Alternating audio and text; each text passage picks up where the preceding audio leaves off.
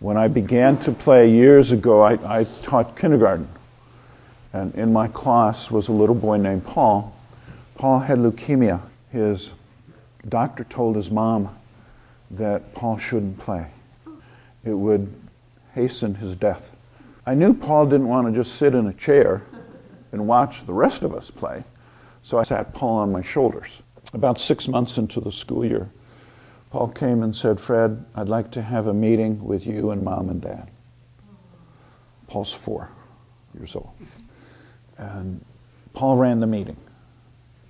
And he said to us, "I want to play with Fred. I know I'm not going to live as long as the 3 of you, but I want to live my life as if I were."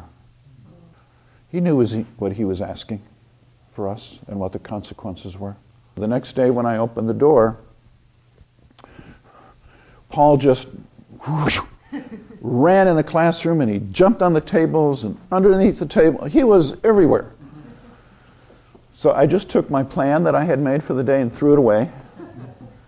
And we all played with Paul. In 1 month, Paul died of leukemia. And at the funeral, we got together and asked each other, Mom and Dad and I, did we do the right thing? Was it okay? And we agreed that it was the right thing to do. I realized when I went home that Paul taught me 2 things about play. One is trust. The second thing he taught me was that he knew what he was doing. Paul chose to play and die rather than live and not play.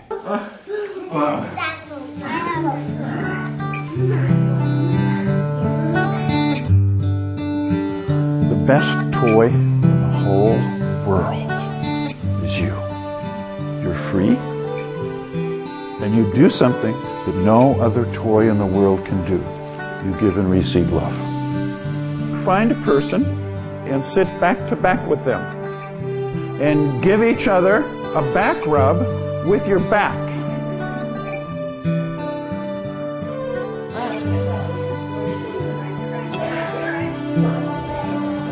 And join up.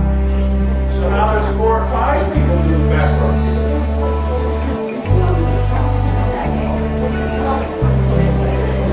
When you do this, do not leave any holes in the middle.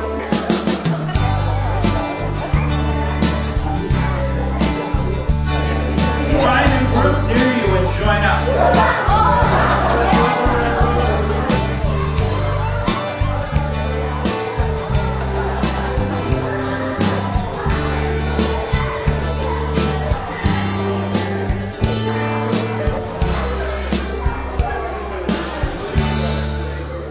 Out of fear, we say to kids, don't touch strangers. We have rules in schools about no touch. And we somehow have this belief that no touch is good touch. No touch does not teach anything. If we want our children safe, as mom and dad, and any other role we take, we need to teach them good touch. And that's what original play is about. Fred talked about a certain kind of play where there was a lot of physical contact. And for me, it was actually really confirming of a parenting choice I'd made early on. I had chosen from when Jade was very young to give her lots and lots of physical contact. I felt kind of reassured. Play has not only skeletal, endocrine, cardiovascular benefits, immune system benefits. It's as beneficial for us as it is for those with whom we play. If you work with young children, if you do not touch, you are harming their education. That's hard science. We know now that the 2 best things for the cognitive development of young children, I'm not talking about social emotional stuff, I'm talking about cognition, touch and movement. Play requires that we use what I'll call a range of good touch and not bad touch. When we start to play, adults in here are going to have rules. The kids will have no rules. And you have to be ready for that.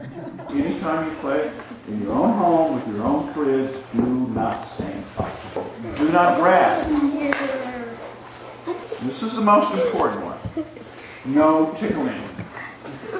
Yeah, Daddy, no.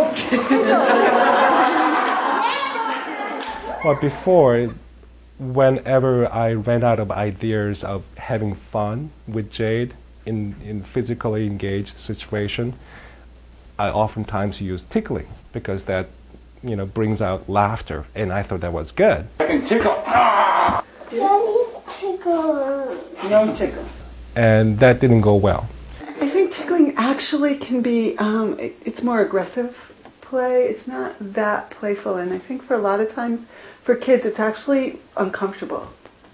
I don't think it's so fun, really. Before the workshop, when my dad played with me, he would often tickle me, and I didn't like it, and I would tell him to stop even though I was laughing because it tickled, and he wouldn't always stop. Now he doesn't do it at all.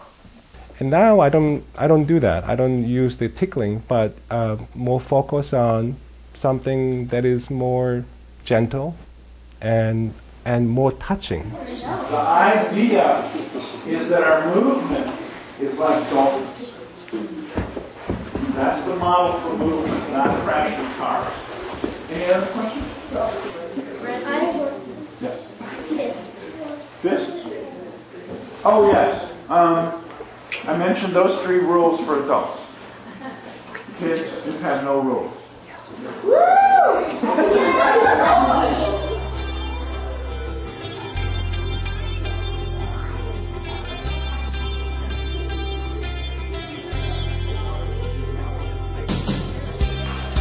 If they happen to hit, if they pull hair, you don't send time out, you don't say stop that. I'm your mom, don't do those things. There's no wrong. Children can't do anything wrong. They aren't bad. There's no blame. There's no fault. There's no winning. There's no losing. There's no revenge. You're creating an environment in which someone's going to step into, and you cannot make rules for them. So you can't say, okay, I'm going to play with you, but you can't hit, you can't pull my hair, you can't do this, you can't do that. There's no, you can't do it. I play with what they give me. My experience is that what happens is once a person feels safe, they don't fight.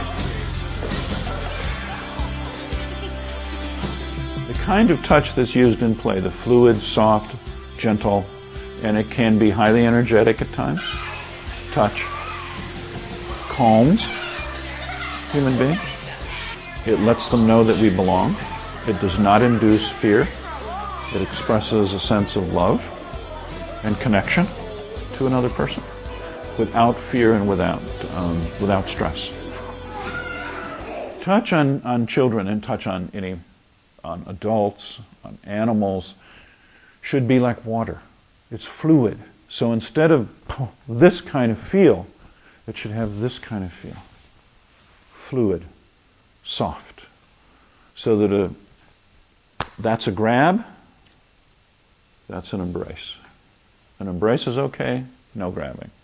And instead of this kind of motion, it's this kind of motion. The parent learns how to touch with sincerity, with a sense of integrity, that's firm and gentle at the same time. It'll be open hand, there's no grabbing, there's no fists. Typically, moms and dads, as men and women, play differently. Men tend to be too aggressive, too forceful with their energy. And women tend to be way too, I call it fluffy. And play requires that your strength is gentle, but strong. It's like having a steel bar inside a cloud. So there's a sense of real strength, but it's soft.